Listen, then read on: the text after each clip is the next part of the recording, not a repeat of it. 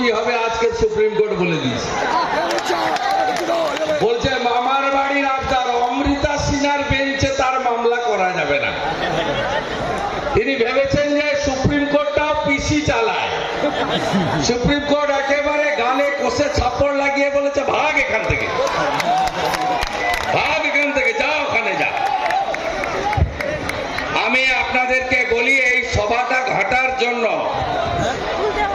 এমন কিছু চেষ্টা নেই করেনি এই তোলামূলের লোকেরা। 3 দিন ধরে